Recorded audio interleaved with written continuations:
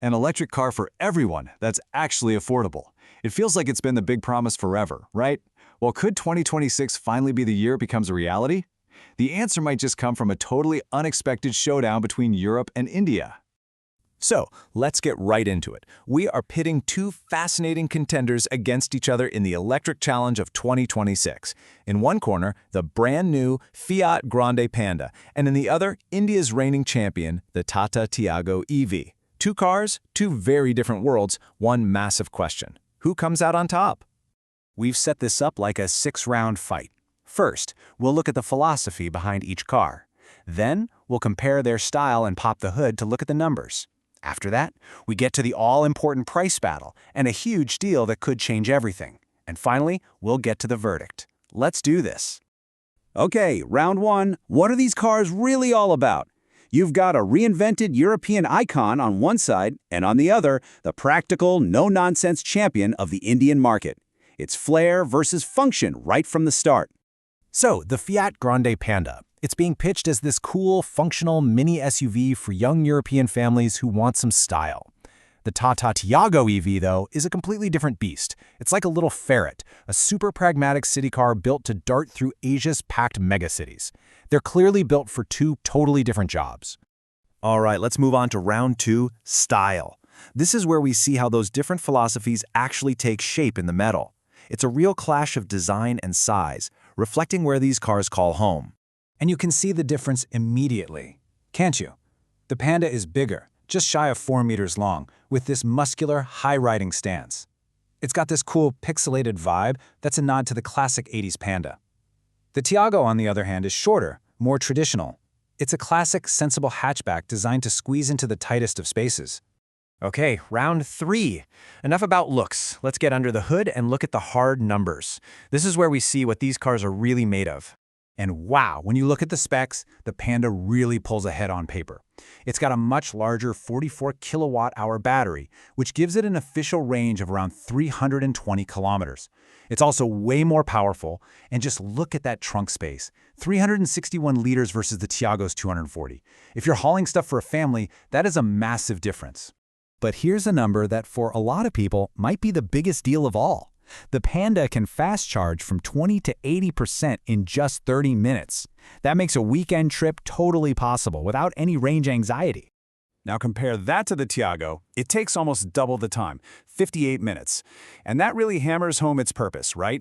This is a pure city car designed for you to just plug it in overnight at home. And that brings us to the main event, the round everyone's been waiting for, the price battle. So when these cars actually land in European showrooms, what's the damage going to be? Okay, here's the crucial thing to understand. The Tiago's incredible price in India doesn't just carry over.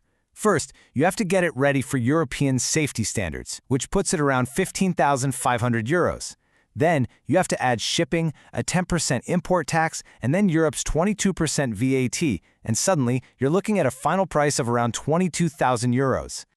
And here's the shocker. When you put that right next to the Grande Panda's expected price of 24,000 euros, the gap is tiny. I mean, we are only talking about a 2,000 euro difference between them. And that puts Tata in a really tough spot. With such a small price difference, the Tiago could end up in this weird no man's land. You know, a lot of buyers will probably think, well, for just $2,000 more, I can get a bigger, more powerful car that charges faster and has a huge dealer network like Fiat. It's a tough sell. But wait. Just when you think you've got it figured out, there is a massive plot twist.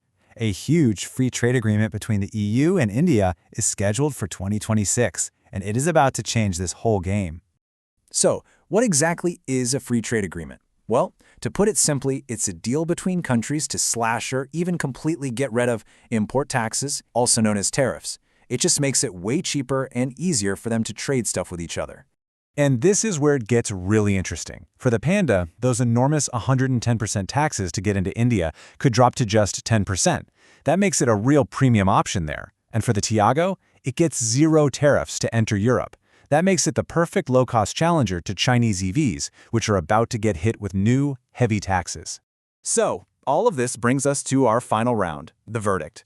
After everything we've looked at, which car is the actual winner for you? Let's just break it down nice and simple.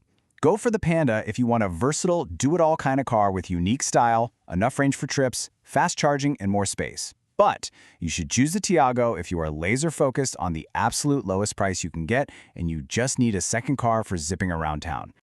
So the real winner? It honestly just depends on where you live. Here in Europe, the Panda takes the crown for its versatility, its massive service network, and just its overall package. But back in India, the Tiago is still the undisputed king, thanks to its unbeatable price and amazing value. So now that all the cards are on the table, the final question is for you. Come 2026, which one of these would you want to see parked in your garage? We'd love to know.